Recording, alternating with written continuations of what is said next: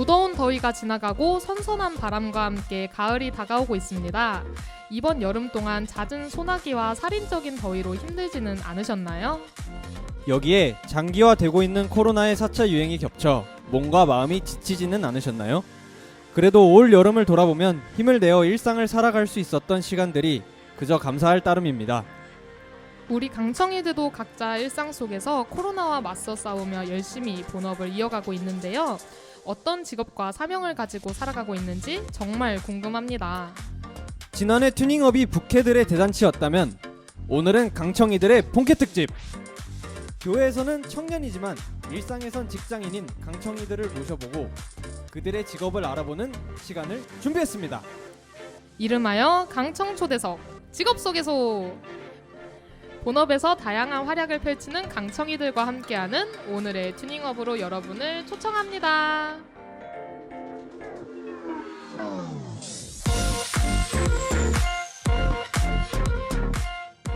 오프닝에서는 여름이 지나갔다고 했지만 아직 여전히 낮에는 더운 느낌이 있어요.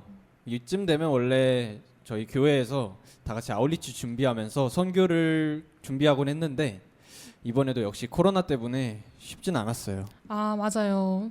선교를 가지 못하니까 조금 허전한 마음에 아쉬운 마음이 많이 들었습니다. 그래도 이번에 여름에는 총무팀에서 커피 한잔 할래요 프로그램도 하면서 새내기들, 새신자들과 함께하는 시간을 가졌었죠.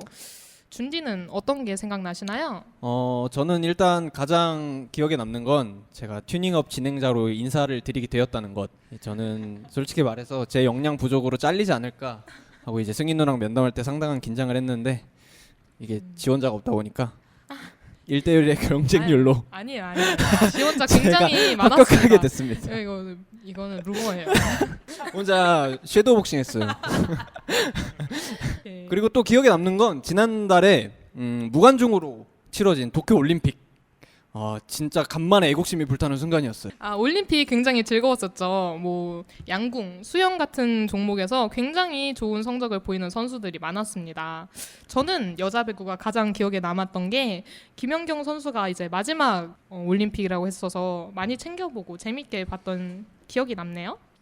저희 식빵 언니 진짜 많이 놀랐어요. 진짜 저 정도 클래스 돼야 월드 클래스구나라는 걸 느꼈던 것 같아요. 맞아요. 저는 기억나는 종목이 탁구였어요. 저희 신유빈 선수 고등학생의 나이인데 이제 삐약삐약 하면서 하던 그게 진짜 너무 진짜 귀엽고 그 이기려는 모습이 너무 아름답더라고요. 맞아요.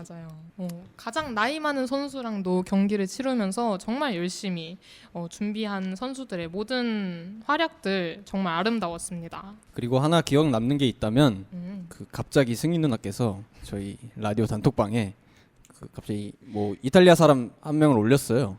근데 이게 누군가 했더니 이제 높이뛰기 금메달리스트 탐베리라는 선수가 저를 닮았다고 하시더라고요. 저는 그냥 어디 이탈리아 그 아이스크림 파는 사장님인 줄 알았는데 높이뛰기 선수라고 하더라고요. 느낌이 있어요, 근데. 아니 없어요. 없어요? 안 닮았어요. 여러분 한 번씩 찾아보시고 얼마나 닮았는지 함께 공유하시면 좋을 것 같습니다. 올림픽을 볼 때 저는 긴장감 넘치는 경기들도 응원하면서 봤지만 특히 승부가 끝나고 기도하는 선수들의 모습이 진짜 인상적이었어요. 1년이 연기된 올림픽이었잖아요. 코로나로 인해서. 원래는 4년 주기로 열리는 올림픽이지만 이번에는 5년 동안 준비해서 열린 올림픽인 만큼 선수들이 더 간절히 경기에 임하는 그런 마음들이 잘 전달이 됐던 것 같아요. 맞아요. 저도 유도에서 동메달을 획득했었던 안바울 선수가 3, 4위전에서 승리하고 나서 그 유도장 안에서 기도하는 모습을 보고 굉장히 감동받았던 기억이 나네요. 안바울 선수뿐만이 아니라 유도의 조구함 선수, 안창림 선수, 도마의 신재환 선수, 높이뛰기 우상혁 선수, 펜싱 최수연 선수 등 기독교인 국가대표들이 참 많다고 해요. 그래서 크리스찬 선수들이 각자의 종목에서 최선을 다하고 모든 영광을 주님께 드리는 모습이 너무나 자랑스럽고 은혜 넘치는 그런 모습들이었습니다. 맞습니다. 이렇게 자기 종목에서 최선을 다하는 선수들처럼 우리도 각자의 영역에서 열심히 최선을 다해 살아가고 있죠. 한 단계 한 단계 열심히 배워나가고 준비하고 갈고 닦아서 마침내 직업을 갖게 되면 그 영역에서 또 치열하게 발전하고 성취하면서 살아가게 되잖아요. 네, 맞습니다. 그런 의미에서 1부를 시작해 볼까 해요. 지난 회차에 이어서 오늘도 많은 분들과 함께 녹음하게 되었는데요. 오늘은 이 자리에 다양한 종목이 아닌 다양한 직업을 가지고 살아가는 강청이들과 함께 이야기를 나누고 싶어서 직업 소개서를 열었습니다. 네 분을 모셨는데요. 청취자분들께 각자 자기소개 부탁드립니다.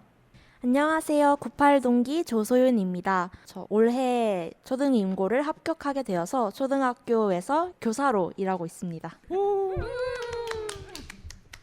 안녕하세요. 96동기 김다영입니다. 저는 현재 네일 아티스트로서 네일샵에서 근무하고 있고요. 일을 시작한 지는 이제 거의 2년이 다 돼가고 있네요. 반갑습니다. 네, 안녕하세요. 87동기 윤승희입니다. 저는 부업으로 이거 PD 하고 있는 그렇습니다. 오늘 보컬 트레이너로 나왔습니다. 안녕하세요. 저는 95동기 장민성입니다. 이제 3년차 경력을 가진 IT 개발자이고요. 저희 개발을 하고 있는 프로그램은 포스나 키오스크 그쪽을 전문으로 긴장했니? 짝 풀어.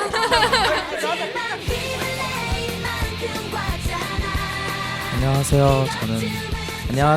저는 95동기 장민성입니다. 안녕하세요. 95동기 장민성입니다. 그 3년차 경력을 가진 IT 개발자이고요. 제가 주로 개발하는 프로그램은 패스트푸드점, 맥도날드, 버거킹 아니면은 파리바게트 이런 데서 사용하는 포스나 키오스크를 전문적으로 개발하고 있는 IT 개발자입니다. 아까 오프닝 때 도쿄올림픽 얘기를 했었는데 도쿄올림픽 때 우리나라 IT 기술이 굉장히 많이 들어갔다고 들었어요. 어떤 게 들어갔는지 혹시 아시나요? 이게 되게 고급 정보인데 이게 제가 알기로는 이제 일본의 이제 주최 측 운영단들이 처음에 원래 프랑스 쪽에 발주를 맡겼어요. 이게 보통 이제 유럽 쪽 개발자들이 되게 느긋해요. 얘네들은 막 티타임 시간이 따로 있고 그럴 정도로 충청도 느낌.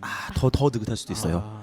네, 그래가지고 아무래도 최근에 했던 이제 평창 올림픽 때 이제 우리나라에서 인터파크가 그 플랫폼에서 이제 맡아서 했는데 이제 인터파크 쪽 사람들은 경력이 있고 경험이 있는데 이제 일본 관계자 사람들은 엄청 옛날에 했기 때문에 다 경험자가 아무도 없으니까 다 이게 너무 힘들고 어려운 상황이었는데 마침 1년이 연장이 되었잖아요. 그래가지고 잘 마무리가 되었고 현재 저희 쪽 티켓팅이나 이런 부분이 다 인터파크 쪽 기술이 들어가 있습니다. 와, 우리나라 역시 도쿄올림픽까지 잘 수용해내는 멋있는 모습. 정말 대단합니다. 저희 다영 자매님은 네일 아티스트라고 하셨는데 그럼 요즘 시국엔 이제 손이랑 손을 맞닿아야 되잖아요. 어쩔 수 없이 코로나 시국인데 그럼 그런 거에 대한 위험 부분들은 어떻게 케어를 하시는지. 일단은 샵 내부를 저희가 매일 소독을 해요.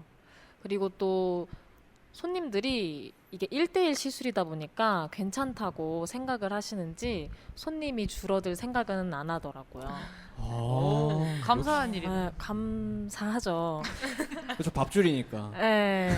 네, 어쨌든 굉장히 많이 오시는데 저희가 이제 타임이 끝나고 매 시술이 끝날 때마다 반드시 손을 씻고 또 손을 씻고 다시 또 들어가고 그리고 또 앞에 가림막이 또 설치가 되어 있어요. 그리고 또 손님들이 가끔 턱스크를 하시거나 좀 그런 행동을 하게 되면은 바로 마스크 착용하셔야 된다 멘트도 하고 뭐 그러다 보니까 사실 저희는 거의 안전합니다. 생각보다 안전해요. 손이 맞닿긴 하지만 안전합니다.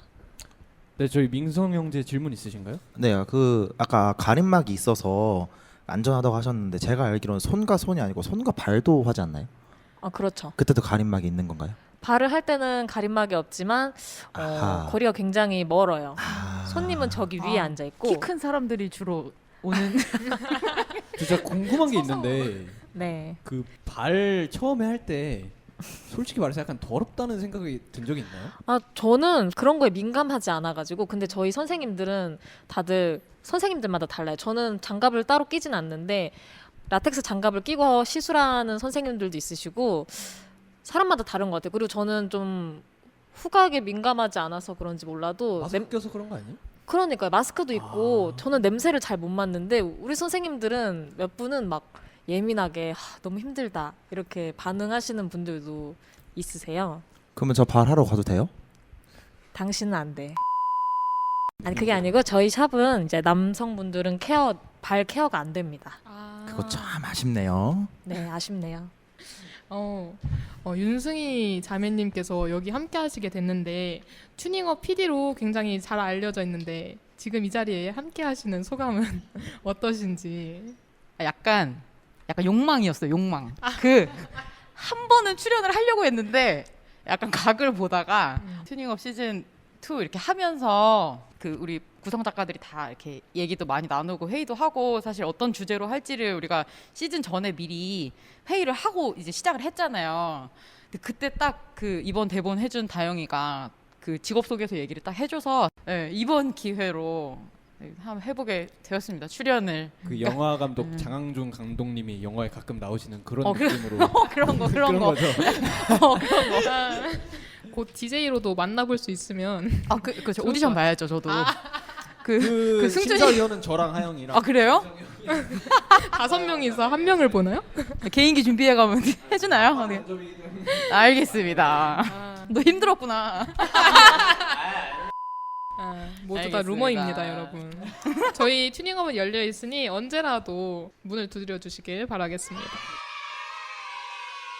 근데 교회에서는 늘 익숙한 청년으로 만나다가 자세히 알 수 없었던 이런 직업, 본캐들과 함께하게 되어서 뭔가 새로운 사람을 만나는 것처럼 설레는 마음이 드는데요. 여기서 보면은 솔직히 소윤이가 선생님이라고 했는데 저는 솔직히 안 믿겨요. 교회에서 하는 거 보면 애가 너무 착하고 이제 막 싫은 소리도 못 하고 그러니까 학교에서 어떻게 애들한테 싫은 소리 하고 그럴까 하는 의구심이 들었었거든요. 맞아요. 오늘 직업을 이렇게 소개하면서 막 공부하고 있는 청년들이나 직업에 관심이 많은 뉴비들에게 유익한 정보도 줄 수 있는 시간이 될 것 같아서 뿌듯하고 기대가 됩니다. 오늘 참가해주신 게스트분들이 너무 많이 긴장을 한 것 같아서 저희 찬양 한 곡 듣고 올게요. 소윤 자매가 추천해주신 찬양인데요. 간단하게 소개 한번 부탁드릴게요. 저희가 많이들 아는 찬양이어서 소개는 길게 하지 않겠습니다. 마커스 워십의 날 향한 계획 같이 듣고 올게요.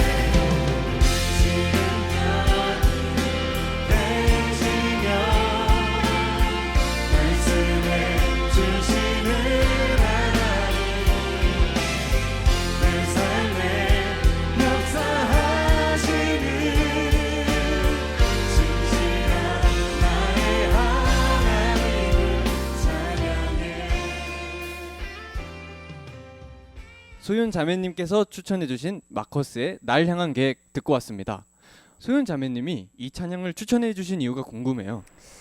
이 가사 처음 시작에 보면 내 앞에 주어진 매일의 삶을 살다가 보면 그곳에 날 향한 계획, 하나님의 섭리가 있다네 라는 가사가 있는데 이 가사가 또 오늘 게스트로 나온 직업뿐 아니라 이 라디오 방송을 듣고 계시는 모든 우리 강청이들의 삶에도 함께 동일하게 적용되는 찬양 같아서 선곡을 했어요. 여러분의 삶, 일상의 본캐 속에서도 하나님의 섭리와 계획을 찾으며 살아가는 하루들이 되길 소망하는 마음이었습니다. 선생님 맞네요. 이렇게 말하는 거 보니까 선생님 맞는 거 같아요. 선생님 맞는 거 같아요. 매일매일 살아가면서 하나님의 계획이 내 삶에 어떻게 적용될까 좀 잊고 살 때도 있고 찾으면서 살 때도 있는 것 같은데 이 찬양을 통해서 여러분도 삶 속에 하나님을 다시 한번 생각하고 만나는 기회가 됐으면 좋겠습니다. 찬양을 듣고 오니까 다들 긴장이 조금 풀리신 것 같아요. 이제 튜닝업을 시작할 준비가 되셨으면 한번 출발해 볼까요?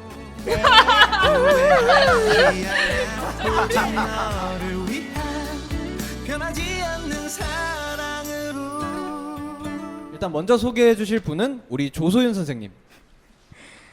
호칭부터 드러나 있지만 제 직업은 초등학교 선생님이에요. 아주 새싹 교사로 일한 지 얼마 안 됐는데 지금은 아직 방학 중이고 곧 있으면 다시 개학을 앞두고 있는 초보 교사입니다. 몇 학년 해요? 현재 저는 지금은 담임이 아니라 교과 담당 교사로 개학이 되어 있어서 지금은 이제 4학년 학생들 도덕이랑 6학년 음악을 앞두고 있습니다. 아직 데뷔는 안 하신 거예요, 그러면? 1학기 때는 데뷔 좋죠. 데뷔. 출시? 전 상품이 상품이에요? 아니에요. 4학년만 했어요. 1학기 땐. 1학기 때는 4학년만 하시고 이제는 4학년, 6학년 재계약한 거라서. 재계약하신 거예요? 네네네. 와, 축하드립니다. 혹시 연봉 협상 하신 건가요? 저희 연봉 동결이라. 연봉 동결이에요? 서운하네. 호봉. 근데 그 연봉에 저희 세금 들어가 있지 않나요? 저도 내요. 그래요? 그러면 선생님은 그러면 환급을 받으시는 거잖아요. 그러네요. 아유. 이 질문 좀 예민한 것 같은데. 넓으면 임고 보세요. 내가 그래서 취업을 안 해요, 지금. 근데 초등학교 선생님은 중고등학교 선생님과 다르게 과목이 딱히 정해져서 그걸로만 수업을 진행하는 게 아니라 여러 개를 다 하는 거잖아요. 그래서 확실히 준비하는 게 좀 힘이 드실 것 같아요. 한숨으로 시작하는 건가요? 네. 이게 되게 유명한 교대생 짤 중에 그 한 사람이 팔 여러 개고 여기엔 막 붙들고 있고 이쪽에선 드리블하고 있고 저쪽에선 장구 치고 있고 이런 짤이 유명하게 있거든요. 그래서 아무래도 전 과목을 하다 보니까 좀 만능 엔터테이너가 되어가는 제 모습을 발견할 수 있는 것 같아요. 잘 하지는 못하는. 넓고 얕게. 근데 교사라는 직업을 선택하신 이유가 있으신가요?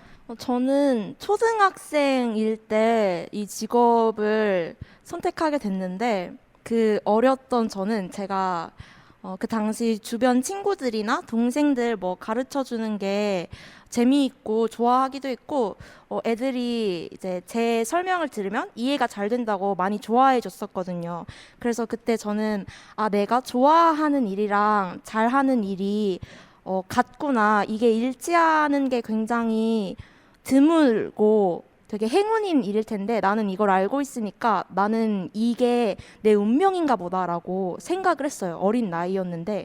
근데 이제 시간이 많이 흐르고 지금 돌아봤을 때 이 일을 감히 내가 잘하는 일이라고 지칭한 것이 얼마나 어린 날의 치기였는지 뼈저리게 깨닫고 있습니다. 그래도 지금 직업으로 하시면서 잘하고 있는 모습이 보여서 그런 고민은 좀 내려놓으셔도 괜찮을 것 같아요. 감사합니다. 저 하나 궁금한 게 있는데 교사도 학원 강사도 있고 뭐 초등교사, 중등교사, 고등교사 되게 다양한데 왜 굳이 초등교사를 선택하셨는지 그게 궁금해요.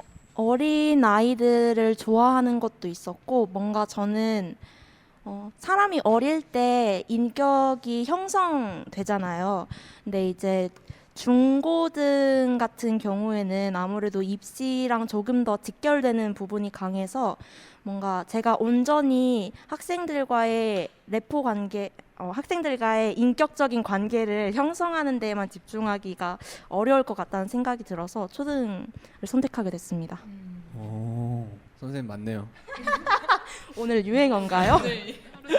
네, 그럼 이어서 두 번째 직장인의 이야기 들어보겠습니다. 제 친구가 아니에요? 제 친구 96동기 김다영 네일 아티스트. 네일 아티스트는 어떤 걸 하나요? 네, 네일 아티스트는 먼저 고객의 손톱을 깨끗하게 케어를 해주고 그리고 또 거기에 고객이 원하는 아트를 해줌으로 인해서 뭔가 그 사람의 삶에 힐링함을 주고 뭔가 마음적으로 행복함과 일상생활을 하며 지친 마음을 치유해주는 그런 일을 하는 직업입니다. 네일 아티스트라는 직업이 유명해진 게 얼마 안 됐다고 저는 알고 있는데 이 직업을 선택하신 이유가 있다면? 일단 모두가 고등학교를 졸업하기 전에 그런 진로에 대해서 고민을 하잖아요. 저는 그때 고민을 했던 게 내가 잘하고 또 내가 즐겁게 할 수 있는 일이 뭐가 있을까라고 생각을 할 때 저는 사실 네일 아트를 취미로만 생각을 했거든요. 근데 그런 직업에 대한 생각을 계속 하다 보니까 네일 아트를 생각하게 됐어요. 그래서 왜 내가 이거를 취미로만 생각을 할까? 또 옆에서 제 동생인 김다미가 너 네일 아트 하는 거 좋아하잖아. 이렇게 운을 띄워주기도 했고 그래서 좀 취미로만 생각했던 네일 아트를 직업으로 생각하게 됐어요. 그래서 선택하게 되었고 뭔가 비전이 보였어요. 잘해서 아니요, 그런 건 아니고요. 실력이 이렇게 막 아니야, 저의 비전이 아니고요. 네일 아트의 비전이 보였어요. 내가 30년 동안은 안 굶어 죽겠구나 이런 느낌이 네, 들었어요. 아니, 네일 아트는 정말 대중적으로 변화할 것이다라는 비전이 보였어요. 그래서 선택하게 되었습니다. 근데 취미를 이제 직업으로 하려면 굉장한 능력이 있어야만 그런 결정을 할 수 있잖아요. 미술적인 재능이 좀 원래부터 대단하셨는지. 그 컬러리스트도 했잖아. 그거는 이제 그래서 했던 거죠. 그래서 제가 네일 아트 과를 나왔잖아요. 대학교를 다니면서 정말 동기들이 얼마나 다들 잘하겠어요. 그림도 잘 그리지. 손톱 그 조그만한 데에다가 원피스 그림 그려놓지. 저는 못하거든요. 그거 보면서 굉장히 내가 이걸 계속 해도 될까라는 슬럼프도 왔었는데 그래서 제가 컬러리스트 자격증 공부도 하고 퍼스널 컬러 공부도 했었던 건데 그때 제가 생각했던 게 그래 네일 아트라고 다 손톱에 그림을 그리는 건 아니지 않느냐. 내가 비록 그림은 못 그리지만 과연 내가 네일 아트를 하면서 타고나게 잘할 수 있는 게 뭐가 있을까 했던 게 바로 컬러적인 감각이었어요. 그래서 그거를 조금 더 공부를 해야겠다 해서 자격증 공부를 하게 됐고요. 결과적으로는 일을 하면서 많은 도움이 되고 있습니다. 멋있다. 되게 멋있다. 멋지다. 진짜 멋있다. 그럼 저한테 어울리는 손톱 색깔은 뭔가요? 일단 승준이는 웜톤인 것 같아요. 지금 웜톤. 지금 파란색 티셔츠를 입고 있는데 굉장히 안 어울려요. 잘못 입었어. 근데 제 색깔은 모르시지 않나요? 이거 돈 주고 산 거예요, 선생님. 민성 오빠는 조금 어려워 보여. 승준이는 딱 보면 보이는데 웜톤이 뭐예요, 근데? 따뜻한 톤. 그럼 뭘 입어야 되는 거예요, 웜톤은? 따뜻한 옷. 따뜻한 게 뭔데요? 검색을 해보세요. got it. 아니면 친구니까 제가 개인적으로 알려드릴게요. 나중에 뭐 돈 청구하고 그러는 거 아니죠? 막 상담비 청구 그러시면 안 됩니다. 그럼요. 근데 따뜻한 거 어울린댔는데 오늘 하늘색 옷 입고 있어가지고 조금 많이 추워 보이네요. 다음은 우리 튜닝업의 사연 배달부. 부캐는 튜닝업 작가이지만 본캐는 개발자이신 장민성 형제님도 소개 부탁드립니다. 처음 시작할 때 말씀드렸다시피 프로그램 개발을 하고 있고 저희가 삶 속에서 정말 크고 작은 프로그램들이 많이 있잖아요. 근데 저희 회사에서 하는 거는 맞춤형으로 이제 포스 키오스크를 개발을 하고 있는데 짧게는 이제 6개월, 길게는 한 2년까지 이제 그쪽 고객사한테 맞춰가지고 발주를 맡아서 프로그램 개발하고 있습니다. 지금 저희 쪽 프로그램을 사용하고 있는 데가 뭐 이제 다들 알만한 데가 버거킹, 노브랜드 버거, 베스킨라빈스 그쪽 회사가 SPC라는 데인데 그쪽이 아마 다 저희 쪽 프로그램 기반에서 지금 사용하고 있을 겁니다. 오. 굉장히 좀- 전문 용어가 많이 나와가지고 좀 지리는. 이게 저예요. 근데 진짜 좀 신기한 것 같아요. 저희가 그냥 일상생활에서 아무렇지 않게 사용하던 것들이 제 지인의 손을 탔다고 생각하니까 되게 신기한 부분인 것 같아요. 그래서 직업병도 있어요. 어떤 직업병이 있어요? 이제 막 저희 회사가 아닌 다른 이제 회사가 사용하고 있는 키오스크 같은 걸 보면 아까도 이제 제가 승준이랑 같이 커피 사러 갔는데 막 UI도 마음에 안 들고 왜 프로그램 이렇게 하는지 하다 하면서 저도 모르게 생각을 계속 꾸준히 하고 있더라고요. 그 약간 영화 보면 이렇게 뭘 딱 보면 이렇게 머리 짜르륵 되는 것처럼. 그 정도까지는 아닌데 그 정도까지는 아니에요. 이제 그런 유의 생각이 들어요. 그러니까 경쟁사 제품을 보면 드릉드릉거리는 그런 거 약간 있는 거죠. 맞아요. 직업병이 생기더라고요. 저도 몰랐는데 그 저번에 있었던 저희 백신 신청할 때 있잖아요. 네. 그거 볼 때 막 1시간 기다리고 2시간 기다리고 막 하다가 튕기고 그랬거든요. 너무 화가 나더라고요. 아, 왜 이건 UI가 이렇게 하고 서버에 돈만 좀만 썼으면 렉 안 걸리고 잘했을 텐데 왜 이렇게 했을까. 직업병인 것 같아요. 그럼 저는 진짜 저희 민성 형제 회사가 꼭 키오스크 그런 측면에서 독점할 수 있는 회사가 되길 바라겠습니다. 근데 아마 저는 내년쯤에 이직을 하지 않을까 생각하고 있습니다. 다시 나와. 혹시 경쟁사로 이직하시나요? 좀 더 높은 데, 경쟁사가 좀 더 높은 데로 갈 생각입니다. 먹어버리겠다. 맞죠. 제가 잘 돼야죠. FA 시장의 대어가 되시길 기원하겠습니다. 마지막으로 저희 승희 자매님께서는 보컬 트레이너 직업을 가지고 계신데 보컬 트레이너의 삶은 어떤지 들어보고 싶어요.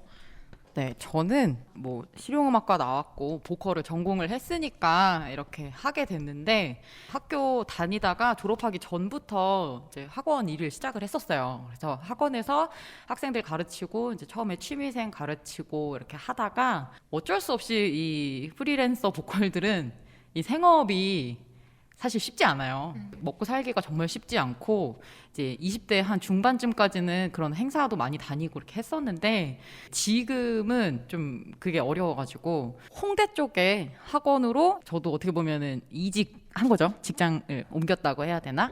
그래서 지금 홍대 쪽에서는 거의 입시하는 친구들을 많이 만나고 있어서 이 친구들을 가르치다 보니까 내가 지금 가르치고 있는 내용들이나 이런 좀 커리큘럼 정리 아니면 학생들을 어느 정도 좀 진단해주고 어떻게 보면 아까 그 소윤자매 얘기했던 거랑 약간 그 반대되는 입장인 거예요. 지금 제가 가르치는 학생들이 중3부터 재수하는 친구들까지여서 딱 그 친구들은 이미 인격 형성도 어느 정도 돼 있고 자기 자신을 표출하는 데에 이미 다 이렇게 나온 애들 그리고 그 친구들이랑 정말 어떤 관계 사역이라고 생각하면서 또 학원에서 보컬 트레이닝을 하고 있고 이 친구들의 그 입시 진로가 어떤 이 친구들의 인생의 중요한 길목에서 제가 개입을 하는 거여가지고 좀 그런 부분에서 쉽지 않은 그런 고민들이 있는 그런 좀 직업이고요. 그리고 보컬 트레이닝은 말 그대로 노래를 어떻게 해야 잘할 수 있을까. 근데 저는 좀 두 가지 접근을 하는 편이에요. 하나는 좀 피지컬,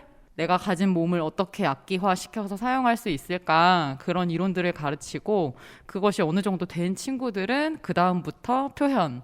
근데 노래를 한다는 게 액팅을 잘해야 되는 거여서 보컬은 그런 좀 연기, 뭐 표현, 표출 이런 걸 좀 해야 되는데 이제 그걸 끄집어내기 위해 약간 어떤 롤처럼 제가 살아가고 있냐면 그 영화 위플래시 아시나요? 대머리 아저씨. 그 대머리 아저씨가 나야. 그래서 그런 아가씨. 그런 걸 하고 있는 거예요. 학원 가서 그 좁은 골방에서 더 하라고, 더 내보라고 그런 일들을 하고 있습니다. 거의 그게 지금 제 생업에서는 주업인 것 같아요. 악기를 연주하다 보면 노래 부르는 사람들은 좀 정말 편하게 재능으로 먹고 산다라는 느낌이 있었는데 우리는 안 갖고 뭐 베이스를 들고 다니는 것도 아니고 네. 확실히 자신의 재능이 좌우하는 직업이다 보니까 보컬 트레이너의 역할이 굉장히 중요한 것 같다는 생각이 들어요. 저 궁금한 게 있는데 네. 그 이렇게 피지컬적인 면이랑 액팅적인 면 두 측면이 있다고 하셨잖아요. 네네네. 이제 그러면 누나는 학생 이렇게 딱 보고 이제 그 학생이 노래를 부르면 이제 약간 될성 부를 떡잎 이런 게 좀 그쵸. 보이시나요? 그렇죠. 그걸 봐야 되는 거예요. 그걸 보고 만약에 그 떡잎이 좀 시들시들하다 이러면 그에 맞는 대학을 추천해주는 이게 역할을 비료를 하는 뿌리거나 뭐 물을 주다거나 그렇게 해야 그런 되는 느낌으로. 거죠. 그들의 태양이 되고 그들의 걸음이 돼야 되는 건데. 뭐 네가 나의 빛이 돼 뭐 이런. 그러니까 제가 그렇죠. 네가 나의 비가 돼. 내가 나의 빛, 내가 너의 비가 되어. 네가 나의 비가 되어 근데 이제 제 역할은 트레이닝 위주고 뭐 지금 그 쭌디가 얘기한 내용들은 거기 상담 선생님들이 많이 해주세요. 네, 그렇게 같이 연합해서 학생들을 끌고 가는 그런 직업입니다. 네, 저희 다음으로 질문 한 가지 드릴 건데 본인이 가지고 계신 지금 직업이 본인의 성격이나 뭐 본인이 가진 달란트나 그런 거에 적용을 했을 때 맞는 것 같은지 아니면 안 맞는 것 같은지도 좀 궁금해요. 저는 잘 맞는 것 같아요. 저는 반은 맞고 반은 맞지 않는 것 같습니다. 저는 사실 천직이에요. 저는 안 맞는 것 같아요. 그렇게 생각하는 이유도 한 분씩 들어보도록 하겠습니다. 저는 이제 사실 이렇게 말하기에 좀 너무 얼마 안 된 사람이긴 하지만 저는 그래도 기본 가지고 있는 텐션이 좀 높은 편이어서 좀 그 초등학생들의 그 광기를 조금 잘 견뎌낼 수 있는 것 같아요. 이게 굉장히 기빨리는 직업이거든요. 그래서 저도 맞대응으로 기가 엄청 세야 되는데 그래서 기본 텐션이 높은 게 좀 도움이 되는 것 같아요. 요즘 4학년 거의 어른 아니에요? 거의 뭐 엄청 크고 근데 또 보면 막상 가면 순한 애들이 더 많기는 해요. 근데 이제 6학년쯤 가면은 진짜 중학생 같고 근데 1학년이 되면은 또 갑자기 확 애기고 이래서 이 폭이 너무 큰 것 같아요.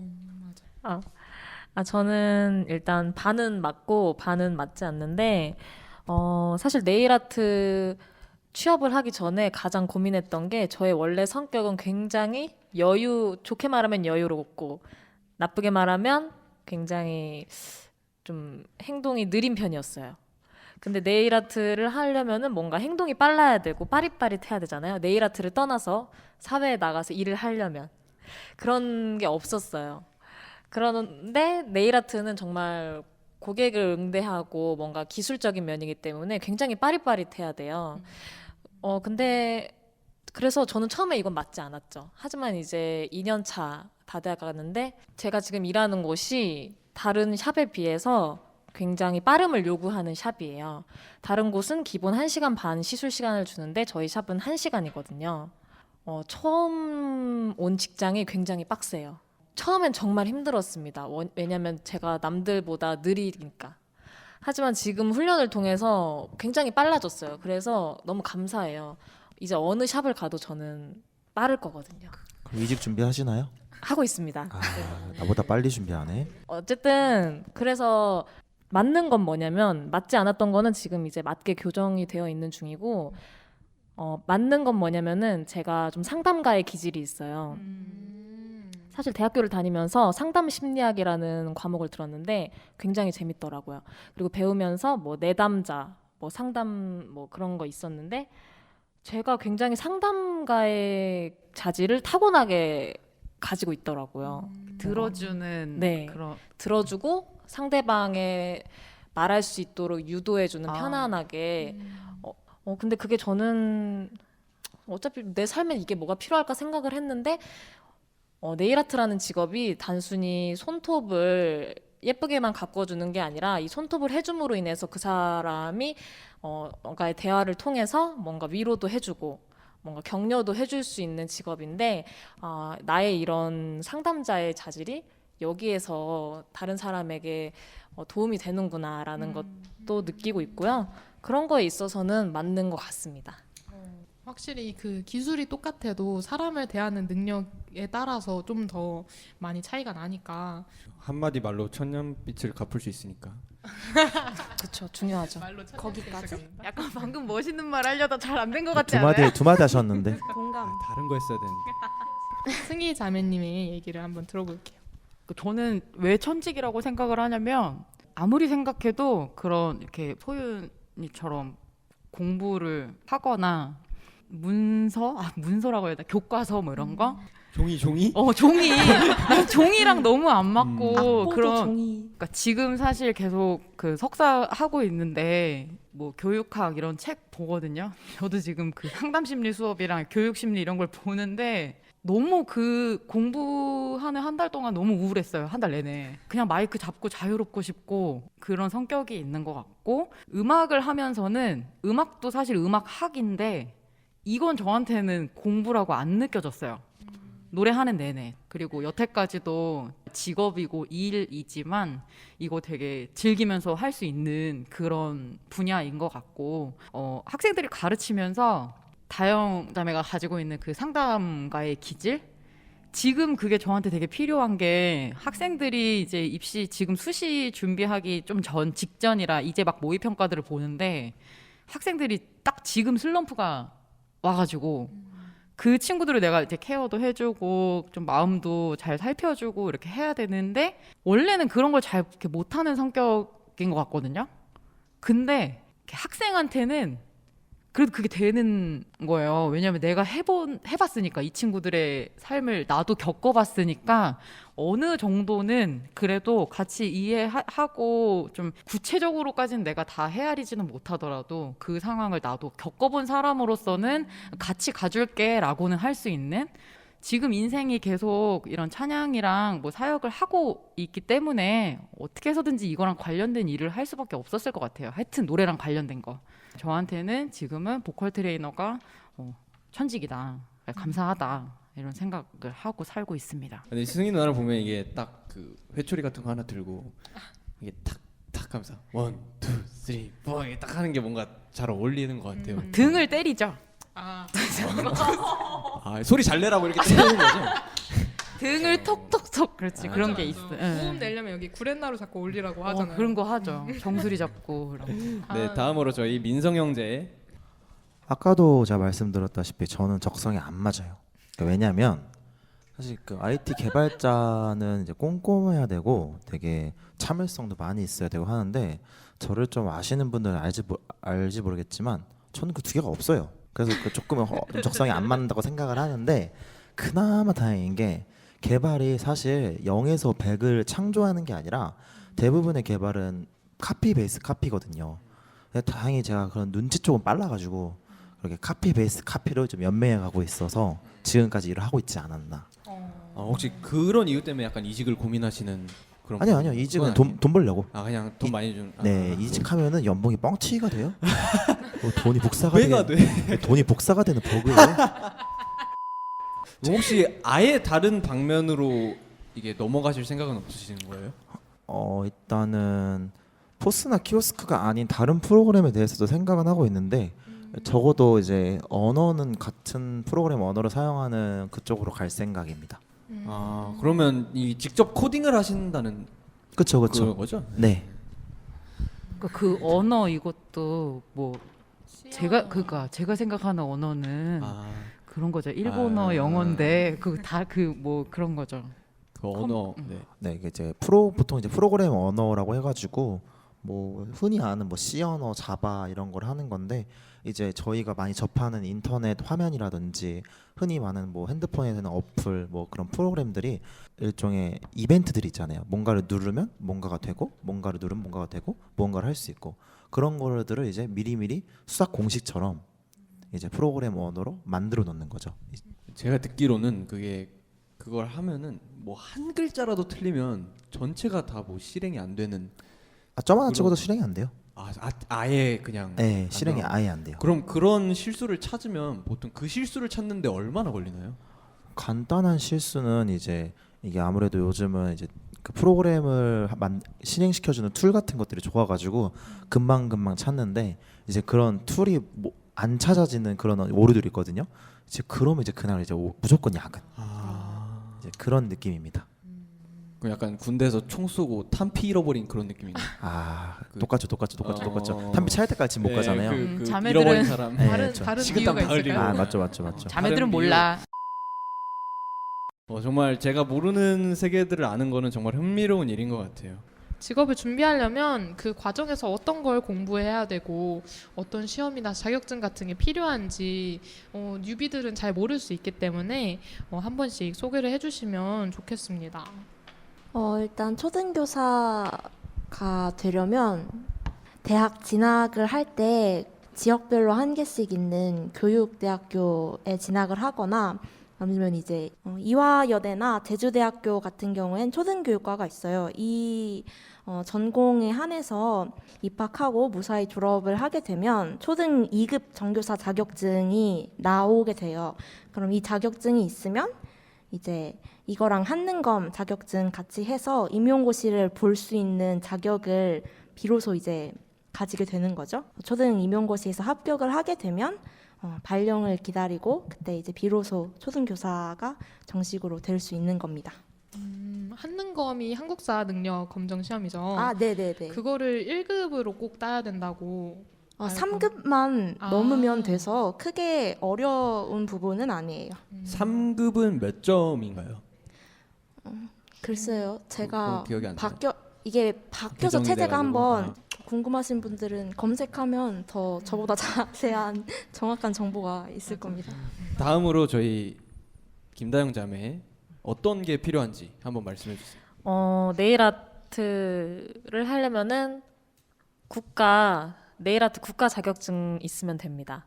네일 아트 국가 자격증은 필기와 실기로 나뉘는데 필기는 말 그대로 이제 이론을 공부해서 따면 되는 거고 실기는 뭐 정말 여러 가지 시험을 봐요.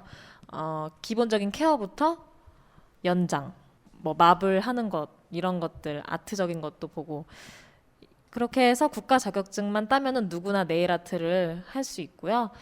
사실 네일 아트는 실전이 가장 중요해요. 아무리 자격증이 있다고 해도 그거는 할 줄만 아는 거지 실제로 사람 손을 잡고 하는 것은 많이 다른 것 같아요. 그래서 저도 자격증은 있지만 많이 두려워서 많이 피해 다니다가 취업을 했어요. 근데 만약에 네일 아트를 하려고 고민하는 우리 동생들, 친구들이 있다면 주저없이 바로 자격증 따자마자 샵부터 들어가라고 말해주고 싶습니다.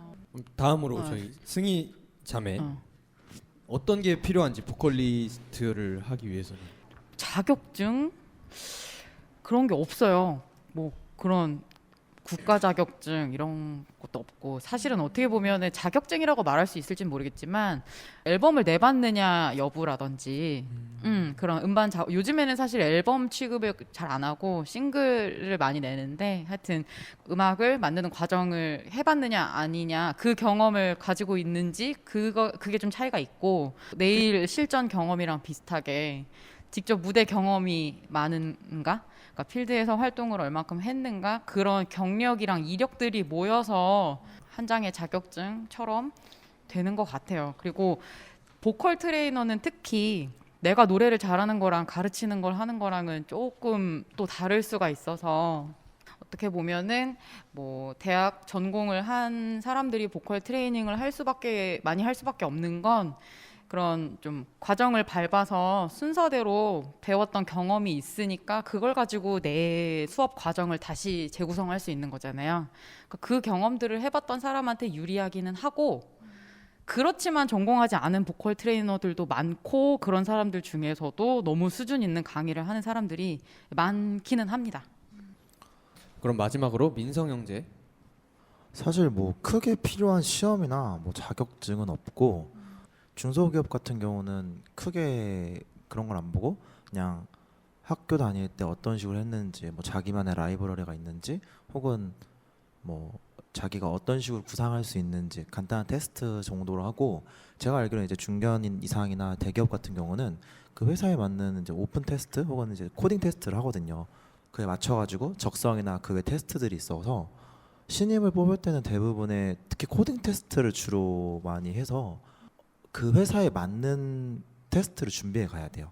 특히 카카오톡이 좀 유명한데 카카오톡 이제 뭐 오픈 테스트 치면 되게 코딩 테스트를 짜르르 나오거든요. 그 외에는 이제 조금 더 자기는 밑에서 실력을 쌓겠다 하면은 중소기업 같은 데서 이제 그냥 코딩에 대해서 좀 전반적으로 실력을 키우고 이제 그거를 기반으로 대기업 같은 데 테스트하러 가는 게 보통 보통 IT 개발자들의 레벨업하는 과정이라고 합니다. 그러면 대학 생활을 하시고 나서 이제 기업으로 취직을 하신 거잖아요. 그렇죠? 강청 이과에 이제 IT 관련된 부분에 일을 하고 싶은 친구들에게 대학 생활할 때는 꼭 이 부분은 하고 회사에 취직을 준비를 했으면 좋겠다라는 부분이 있나요? 사실 이제 요즘 같이 보면은 취업하는 사람들이 아예 대학 전공인 사람보다 아예 비전공인데 이제 IT 개발자가 한때 엄청 붐이었잖아요. 그래서 그런 학원들이 되게 많아요. 그래서 이제 학원만 다니고 취업하는 사람도 되게 많은데 진짜 이제 취업을 하기 위해서 준비해야 될 것은 그런 학교에서 학점보다도 사실 그 언어 하나에 대해서 크게 이해하는 게 좋아요. 그러니까 사실 언어가 되게 많은데 뭐 아까도 제가 말했다시피 C 언어, 뭐 자바, 파이썬 등등 엄청 많이 있는데 그 언어가 사실 구조가 많이 비슷해서 그 언어에 대해서 이해 하나를 완벽하게 하고 있으면 다른 언어를 이제 접근하기가 되게 쉽거든요. 그래서 학교에서 학점이 조금 떨어지더라도 그 언어에 대한 공부 하나만큼은 완벽하게 숙달하고 있어야 될 것 같습니다. 진짜 좋은 팁인 것 같아요. 지금 대학생인 이과 분들에게는 특히 IT 쪽에 진짜 많은 도움이 될 얘기를 해주신 것 같습니다. 지금까지 각기 다른 직업을 가진 강청이들의 이야기를 통해서 직장인으로서의 모습을 소개하는 시간을 가졌는데요. 2부에서는 더 심층적인 질문을 던지면서 이야기를 이어나가도록 하겠습니다. 2부도 많은 기대 부탁드리고요. 저희는 1, 2, 3 퀴즈를 듣고 2부로 돌아오겠습니다. 1, 2, 3 퀴즈! 튜닝업 시즌2 1부와 2부 사이 막간을 책임졌던 1, 2, 3 퀴즈가 시즌2를 마무리하며 최종회를 맞이했습니다. 청년들이 퀴즈를 풀며 도전하고 저지하고 또 도전하다 보니 어느새 5번째 대결을 앞두고 있는데요. 최종회를 빛낼 최종 우승자는 누가 될지 여러분도 궁금하지 않으신가요? 우선 계속해서 방어전을 펼치고 있는 지난주 승리자 이민영 형제 먼저 전화 연결해 보겠습니다. 안녕하세요. 여보세요? 안녕하십니까? 안녕하세요. 잘 지내셨나요? 네? 잘 지내셨나요? 잘 지내셨냐고요? 네. 물론입니다. 어떻게 상식 공부 좀 많이 하셨어요? 상식 공부요? 네. 교과서 위주로 복습 예습을 철저히 했습니다. 전형적인 모범생 스타일이시네요. 네, 맞습니다. 제가 사실 모범생 출신입니다. 오늘도 승리하실 자신 있으신가요? 대학원생만 아니면 모두 이길 수 있다고 생각합니다. 다음 상대를 들어보면은 정말 깜짝 놀라시겠네요. 그럼 질 수도 있는 상대일 수도 있어요. 대학원생인가요? 그렇죠. 이런 상당한 고학력자입니다. 학력 격차가 나겠는데요? 네, 그러면 다음 대결 상대 연결해 보겠습니다. 자, 새로운 도전자 암송대회에 참여하여 멋지게 에베소서를 선포했던 막강 청년 김보연 자매 전화 연결해보겠습니다. 안녕하세요. 네, 안녕하세요. 와, 저희 튜닝업에 드디어 나와주셨네요. 저희 보연 언니 이번 회차 도전해주셨는데 상대가 아주 지금 막강합니다. 저희 튜닝업 시즌2와 지금 거의 함께 해주고 있는 분이시거든요. 되게 각오가 남다르실 것 같은데 오늘 도전하는 각오 한마디 부탁드립니다. 사실 그렇게 엄청난 성적을 세울 거라고 기대하지 않았던 친구였는데 엄청난 성적을 세우고 있어서 저도 본의 아니게 부담이 많이 생겼어요. 이런 친구와 함께 퀴즈 대회를 할 수 있다는 것이 참 기쁘고요. 성적에 상관없이 좋은 대결을 펼칠 수 있었으면 좋겠습니다. 네, 오늘 좋은 성적 기대하도록 하겠습니다. 오늘 한 번만 이기시면 이제 최종 우승자가 되시는 거기 때문에 고도의 집중력과 저 멀리 있던 기억을 꺼내서 문제를 꼭 맞춰주셨으면 좋겠습니다. 두 분 다 아시겠죠? 네. 자, 첫 번째 문제 나가겠습니다. 네. 일반 상식 문제예요. 일반 상식이요? 네, 일반 상식. 중간에 안 들리시면 말씀해 주세요. 네. 1980년대 중반에서 2000년대 초반에 걸쳐 태어난 밀레니얼 세대와 Z세대를 통칭하여 부르는 이 용어는 민영. 네, 민영. MZ세대. 와, 진짜 정답입니다. 이게 교과서의 힘인가요? 이게 나야 이게 와, 대학생이 대학원생을 상대로 첫 승을 거뒀습니다. 이제 다음 문제 저희 담디께서 읽어주실게요. 아 이거 반드시 이거 저지해줬으면 좋겠습니다. 자, 다음 문제 나갑니다. 오케이. 보현 언니 꼭 저지해주셨으면 좋겠습니다. 어림없긴. 네, 문제 나갑니다. 이것은 영국의 작가 J.K. 롤링의 판타지 소설을 원작으로 한 영화로 마법과 마법사라는 소재를 활용하여 마법 학교인 호그와트를 배경으로 하고 있는데 연령대를 막론하는 인기를 누렸던 작품으로서 많은 배우를 배출한 이 시리즈의 이름은? 보현. 보현 해리포터. 정답입니다. 해리포터? 해리포터? 아 이민영 형제 뭔가 네. 지금 이 상황을 왠지 즐기고 있는 것 같은 기분이 드는데요. 저는 문화적으로는 아닌 것 같습니다. 네, 아주 흐름을 들었다 놨다 하고 있는 1, 2, 3 퀴즈 현장인데요. 최선을 다해주셔야 됩니다. 열정! 좋아요. 진짜 이제 1대1이기 때문에 튜닝업 1, 2, 3 퀴즈의 마지막 문제입니다. 성경 문제예요. 주여. 문제 나갑니다. 요한계시록 1장 4절을 보면 요한은 아시아에 있는 7교회에 편지하노니 라고 기록되어 있습니다. 초기 기독교의 중요한 교회들이었는데 이때 당시의 교회는 모여서 예배드리는 건물이나 성전이 아닌 각 도시에 사는 그리스도인들로 이루어진 공동체이자 회중을 의미합니다. 예수님께 책망을 받은 교회도 있고 칭찬을 받는 교회도 있고 환난과 핍박 중에도 영적으로 부요함이 보여지는 등 각 교회는 특징을 가지고 있는데 각 교회가 받은 메시지들은 현대의 교회에게도 적용되어지는 내용입니다. 계시록 1장 11절에 나온 순서대로 7교회의 풀 네임을 알려주세요. 와, 이거 순서대로? 네, 이걸 어떻게 순서대로. 하지? 해리포터 맞출걸. 해리포터 맞추지 어이없어. 그랬어요. 순서대로 해야 돼요? 네, 저희가 앞 글자를 따서 저희가 골든벨 준비하면서 같이 외웠었죠. 네. 그러면은 지금 너무 아이고. 도전자분들이 힘들어하시는 민영 한번 해보자. 버가모. 순서대로 말씀해 주셔야 됩니다. 좀 더 생각해볼게요. 이제 김보현 자매에게 네. 보현. 지금 해도 되나요? 네. 에베소. 에베소, 서머나, 서머나, 버가모, 버가모,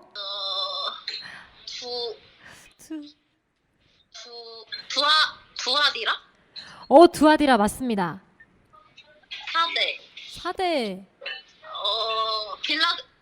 빌라델비아. 빌라델비아 맞습니다. 마지막. 졌다. 마지막 뭐지? 마지막입니다. 라오디게아. 라오디게아 정답입니다. 잘한다. 와, 어떻게 맞췄누? 이게 대학원생의 클래스라는 겁니다. 대학생. 이게 안 돼요. 이게 어떻게 학사가 석사를 이깁니까? 진짜 가방끈이 짧아서 졌다. 가방끈이 짧아서 졌어. 네, 이렇게 해서 저희 1, 2, 3 퀴즈 최종 승리자는 김보현 자매가 되었습니다. 축하합니다. 이민영 형제 너무 아쉽습니다. 지금까지 성경 분야로 지금 여기까지 올라와줬는데요. 해리포터를 못 맞추다니 그게 많이 아쉽겠네요, 지금. 굉장히 아쉽다. 네, 그러면 저희 승리한 김보현 자매 소감 한번 들어볼게요. 일단 마지막 문제가 이렇게 당황스러운 문제가 나올 줄 몰랐는데 갑자기 난이도가 확 올라와서 조금 당황스러웠고요. 일단 두 번째 문제는 민영 형제가 양보해 준 거라고 생각하고 세 번째 문제를 운 좋게 맞출 수 있어서 정말 다행이라고 생각합니다. 운이 아닌 것 같습니다. 정말 너무 멋있습니다. 저희 이민영 형제도 답을 알고 있었는데 이제 한 봐준 것 같아요. 그죠? 몰랐어요. 몰랐어요? 네. 왜 포장을 벗겨요? 안타깝습니다. 안타깝습니다. 다음번에 또 기회가 네. 있을 거예요.